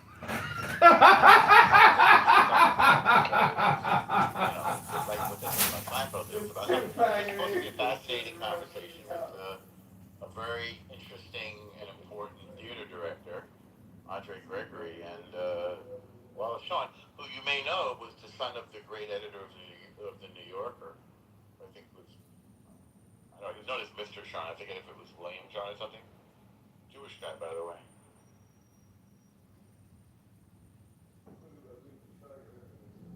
I think Wallace Shawn was married to a great short story writer, Deborah Eisenstadt. This is just from memory. Yeah. Kitover has held it against me that I recommended that movie to him because he very much disliked it, even though it seems to have stuck with him for years. Wait, you recommended it years ago? Years ago.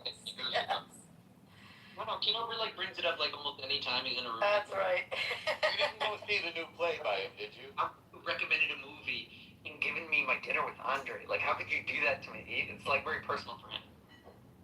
Well, it's an unusual recommendation. It's it's only for certain people. It's almost like an anti-movie.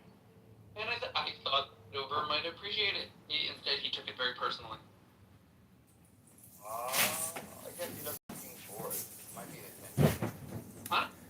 No, I'm only bringing it up because it is a movie about two faggot atheists wasting all their time talking about nothing. It's like a podcast about nothing. It's the dumbest, stupidest, most boring, and that's why I compared it to Avengers, because Avengers is well, goddamn, you gotta believe in God. All these superpowers, and you got the fucking AI robot god, and you got the Thor god, and then you got two faggot atheists sitting around in a shitty restaurant, one ugly bald faggot, and another faggot atheist talking about nothing. It's the stupidest faggot atheist movie. It's so fucking boring. That's anti-Semitic. But, by the way, can I recommend a few Y'all come ask what the topic was today. I said anti-Semitism. I said that's every day. Come on. There's a very weird television series called WandaVision. Yeah, I haven't watched it yet. I heard it was good, though. It's very good. It's a spin-off from the Avengers. There were a few spin-offs I thought were pretty good. Also, is it Hawkeye? No, it's the Avenger who shoots arrows, played by Jeremy Renner. Right. And it's That's all. That one's kind of fun. That's Hawkeye. That's Hawkeye. In the comic books, went on to lead the West Coast Avengers. He had. That was one of my favorite comic books as a kid. The West Coast Avengers. Hawkeye took Iron Man and Wonder Man, and they moved to LA. They the cool Hollywood Avengers. Hawkeye. Wasn't he the guy on MASH? No, that was great. I don't know. There was a character named I'll tell you, Hawkeye. one of the greatest clergy portrayals of all time. Johnson? Father McCahey. Yeah.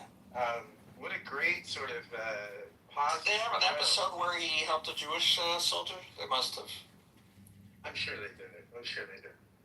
Hey, since we got a minion going here, I got a question because Rabbi Caleb in the other room was poo-pooing on the self, the individual, and saying we have to help the collective whole, particularly the most downtrodden and destitute in society. But in the words of the famous paradox of the Comte de Phoenix, he writes, "The absolute rule of the state shall be a function of the absolute liberty of each individual will." So, what is this individual will that the Comte de Phoenix is speaking of? You know, one of the best books I've read in the past 20 years was called, well, probably 25 years, was called The One, the Three, and the Many by a guy named Colin Gunton. I think they're originally his Bampton lectures in the UK. And he talks about this. He talks about that Western culture is really the struggle between Heraclitus and Parmenides, right? Heraclitus, everything is individual, moving, chaos. Parmenides, everything is the one. You know, for Heraclitus, unity is the illusion. For Parmenides, diversity is the illusion. And then this is an ongoing battle, right? And if you say if you go with Heraclitus, you wind up with atomistic individualism and libertarianism and the sort of unregulated excesses of capitalism. If you go with Parmenides, you wind up with statism and collectivism, and people get into sort of Eastern thought that sees everything as the one. So this is the kind of constant tension Gunton sees in the story of the West. See, Shuki has a solution for that. So, Shuki, what do you say? The thing about Muhammad Ben Ghazala. That's kind of the response to what Scott's talking about, the one identity versus the individual will. And Scott, all I got to say is it's a little bit like being a capitalist and a socialist, which is what we currently are. We are a state-run economy. 45% of our economy is borrowed and spent on the economy. That is the unity of state and economics, and then we have the separation of church and state. But I suggest we separate state and economics because Medicare, Medicaid is not a human right. Mega health groups and healthcare executives that make 1.2 million a year and the group makes 100 million in revenue for all these community health groups throughout the whole country. It's the biggest tax. It's such a ripoff. I don't like the doctors. Ayn Rand has a chapter dedicated to doctors. The country is not with you on this. The country Yeah. is Too late. 40. I don't know where you get this. The math doesn't. His math isn't mathing. 45%. 65% of the country. This is wild. I'm not saying they're right or wrong. I'm just saying 65% of the country is for Medicare for all. 65%. Now, you can't get 65% of the people to say sex is good or puppies are cute, but 65% of the culture of the American populace says if we can have health insurance tomorrow, we'd want Medicare for all. Now, I'm willing to say puppies are good and sex is good. Or no, sex is cute. Sex is cute and puppies are good. I'm willing to say puppy sex is, good because it gives us more puppies. No, I think the only thing you can get more than 65% of people on Medicare is an anti-Semitism. I think it's puppyphilia. I think what you call it puppyphilia. Yeah, but that's interesting to me why no one runs on this, right? I mean, no one. I mean, it seems like even well, that guy running for Senate, the Muslim guy running for Senate in Michigan is. Oh yeah, and he can't define it. He can't define it. When someone says, "What is Medicaid for all?" Medicare for all. Medicare. Yeah, sorry, Medicare. Yeah, not Medicaid. That sucks. Right? Yeah, Medicare. No, Medicaid does not suck. Medicaid does not suck. No, I know. No, whatever. I always get the two confused. I always have to think before they really need a word that's so different that it's not easily confused. Or care. Exactly. Like Indigicare. Digicare? Is that what you just said? See, then I would have no problem. Like my brain could separate the two.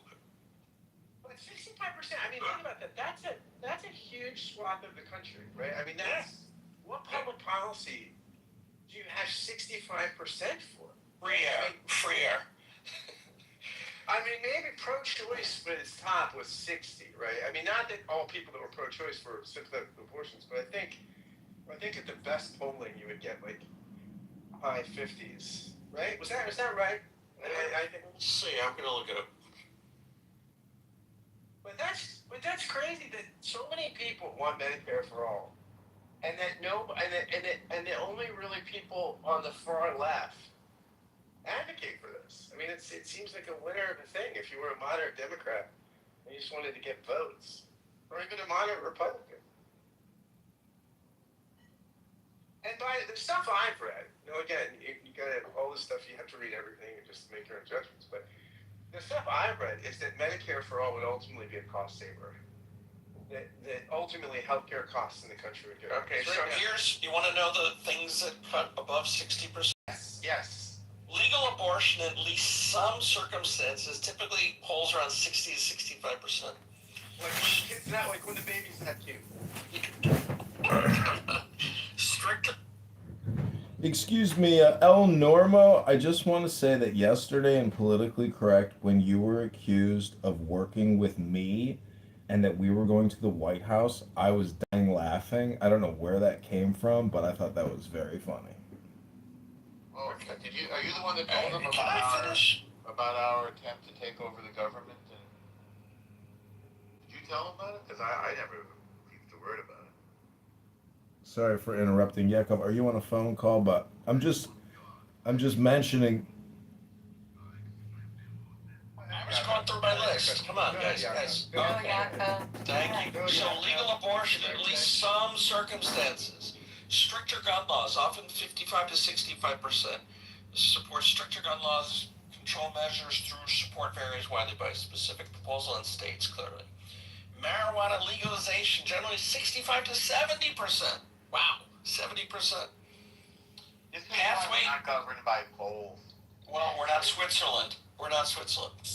Pathway to citizenship for many undocumented immigrants, 60 to 70% support. Wow.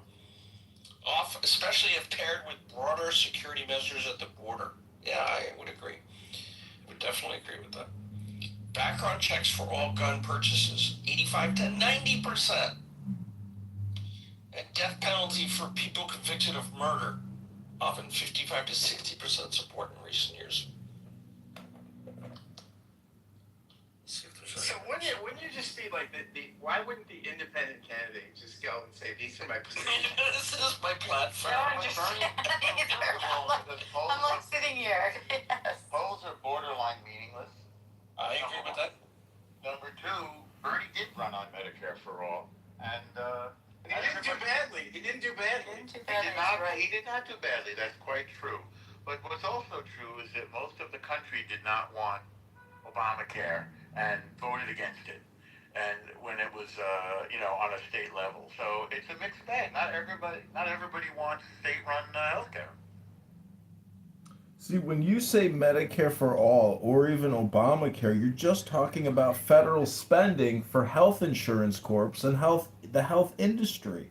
And what is the return on investment on those trillions? Ladies and gentlemen, it's very, very bad. It's mostly for investment banks to continue to make profits for defunct hospital groups, insurance carriers, and big pharma corps that shouldn't be entitled to all these federal profits. Without the federal borrowing and spending, they would have no net income. We're living in a fixed, arranged political, financial, industrial complex. If you can't identify this or accurately call it out, you're a fool. And that's okay. That's the beginning of the tarot. The fou, le fou. That's how you say it in French. Le fou. The whole bizarre lecture thing that you're doing, it's a bit of a turnoff. So you're in the room because you're welcome and you're a supporter of us and a supporter of Jews.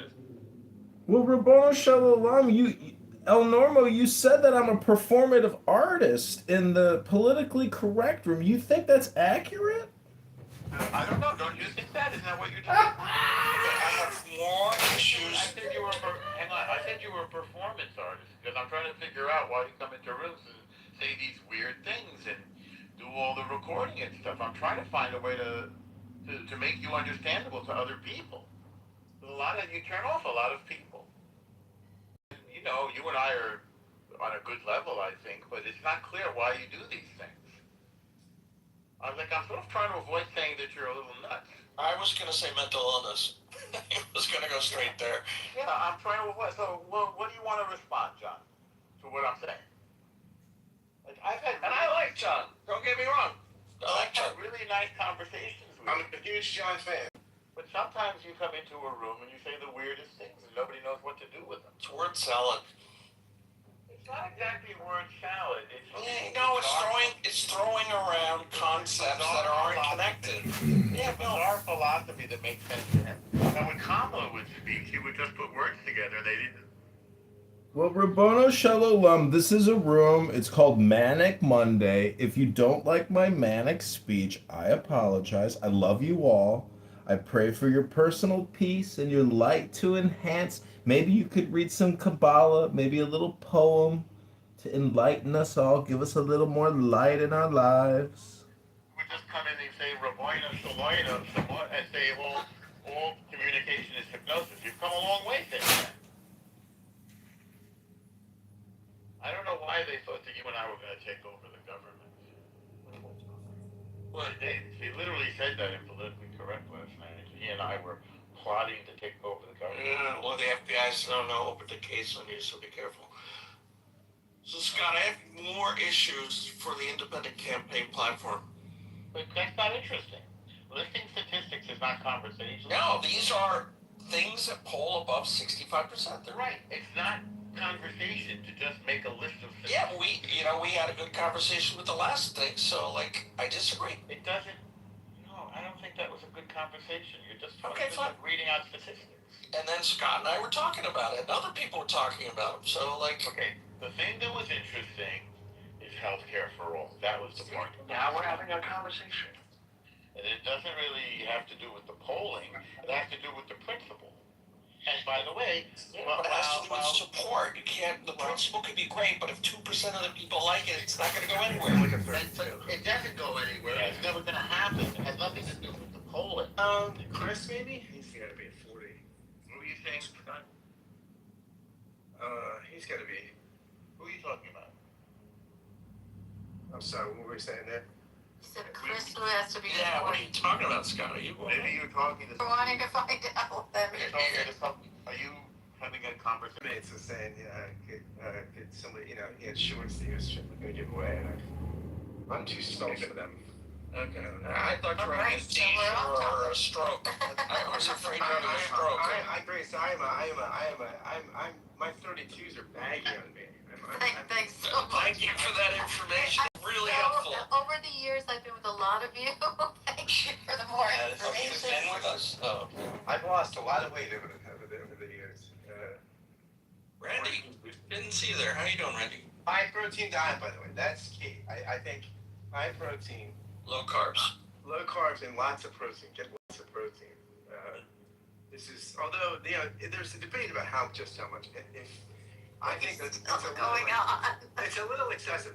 People are saying if you're working out, a lot of the fitness enthusiasts are saying a gram for every pound, which regrets protein. I mean, that would for me that would be those guys are kind of aging out a little bit. I mean, you're talking that would be like, chicken breast is like this is about the perfect 20 grams. This isn't that's about like a reasonable 9 chicken This is breasts. about the best candidate that the Democrats have. And I think that the best candidate they have is Gavin Newsom. I agree, because based just on the aesthetic, he's got the best hair, the best suit, the best jawline. Somehow, he left California in ashes, and I've been watching this suit. Somehow, he's relatively a bar might have 30. This is what you want to do. You want to look at the protein source. Sardines might have 30. Sardines are amazing. This is what you want to do. You want to take cheese. I'd rather Greek yogurt. Look at the protein bar. Look at the cheese. Times it by 10. Like, let's say it's got 20 grams. Times it by 10, and then see if the protein is more times 10 is more than the calories. Right. If the protein is more than the calories, it's a good protein source. If not, it's just a candy bar with like there are these hater. Scott, the real question is not how much cum you drink, but how do you cook your New York strip? Do you use butter? Do you use garlic? Do you use salt and pepper seasonings? How do you cook your steak? Garlic my eyebrows went up on that one. Garlic bad for you? Minced garlic is great for your gut health. Next time you cook a delicious New York strip, be sure to put some minced garlic on the top of your New York strip before you eat it with A1 sauce and put it in your mouth. My mouth is just dripping with drool thinking about my next New York strip. Shuki, what do you have to say? Shuki, say your piece, please. And on. You know, there is 3 chapters in this book. And I think that you are the third one. So Well, Silvio Berlusconi said that after 20 years of thinking about gay, I'm 20% gay. I'm a lesbian. That's what Berlusconi said, Shuki. What are we Shuki now? 20% Shuki. 20% Shuki. It's 20% human being, 80% stupid. Yeah, I'm sorry. Yeah, come on, dude. Sorry, Randy. It's some new material I'm working on. It's like vaudeville. Look, we've almost got a minion. Oh, we need 2 more. No. We need a little more than that. But Rabono Shalom. Is anybody going to read a poem here this morning to uplift everybody's spirits? Maybe take the deepest breath of the day.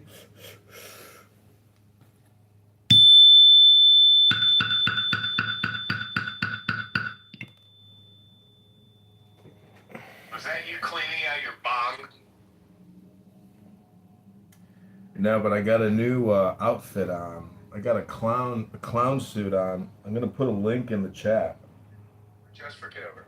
No, don't censor it. Please don't censor it, Scott. This is by the great William Carlos Williams. Yeah, these are the plums.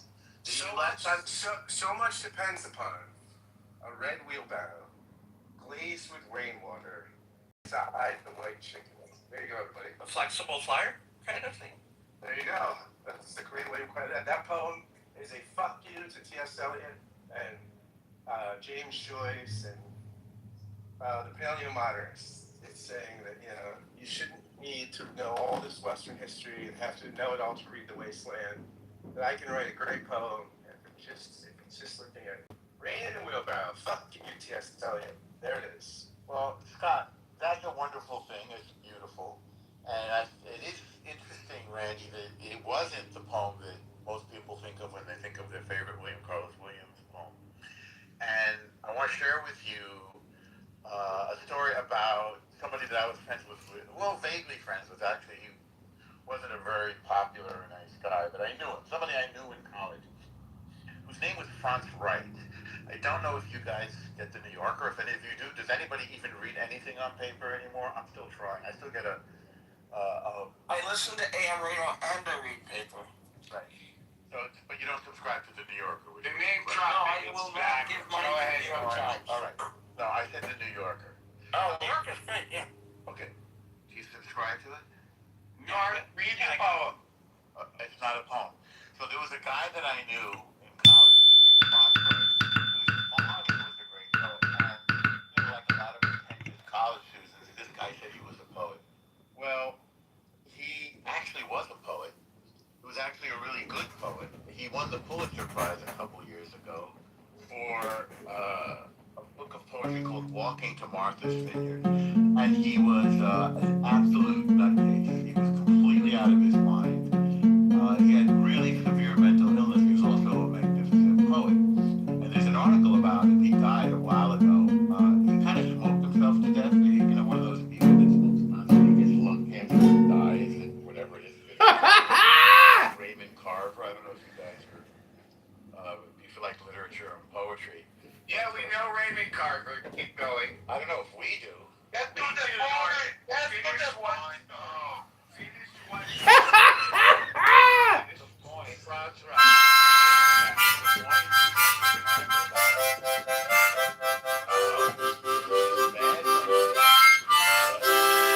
wonderful poet, and he had a horrible relationship with his father. And when he told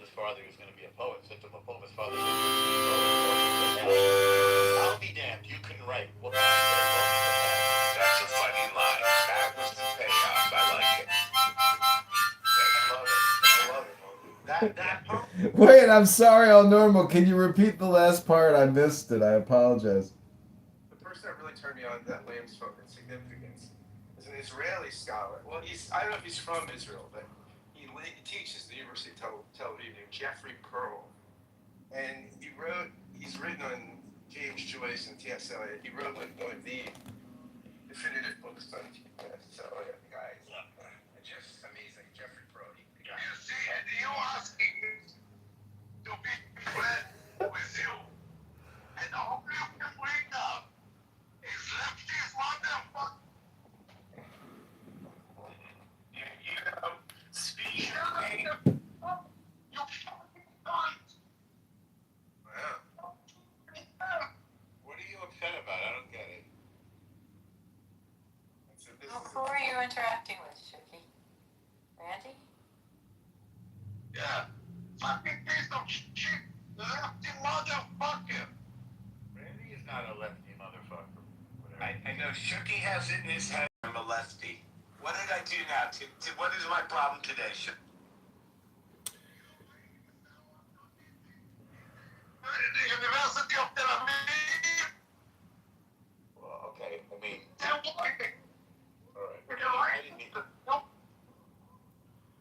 You see, if you haven't been able to see Shuki's PTR, it says go sit on a cactus. So if you haven't sat on a cactus yet today, just listen to the words and the language coming out of Shuki's mouth if you haven't sat on a cactus yet today, because this will be your moment to where your brain and your central nervous system will sit on a cactus and you'll say, what's going on with my body right now? I'm hurting all over. It's because I'm sitting on a cactus. Ouch. Hello? Well, on a whole other topic. You mentioned the New Yorker. Yeah. You mentioned which is run by a Jewish guy, David Remnick, and is pretty ambivalent about Israel. I hate. Can we get Bow Wow up on the stage? We've almost got the minion. The minion is forming. You're getting repetitive, okay? You're getting repetitive. You have OCD and you're getting Bow Wow! Bow Wow! Bring up the patrilineal, please. I need more representation. Doing that. Nobody's doing that. You know it is. Yeah. John, I think it's time for just to maybe start your own room. Well, before I get kicked, just go ahead and look at my PTR. I got a clown outfit on. I'm live on YouTube, and I'm in the audience in Anonymous. This is a progressive liberal production, produced by John Kitover, executive co-producer Randy El Normo, Yakov and Scott and Grace. And Grace, if you could just give us a little prayer under your wings. No, I think someplace in my memory banks I noticed something. I don't know if I thought of you. I'll share it with you. I'll find it. It's one of the best songs. It was a guy who went to college with JFK Jr. and it had a lot of little vignettes about him.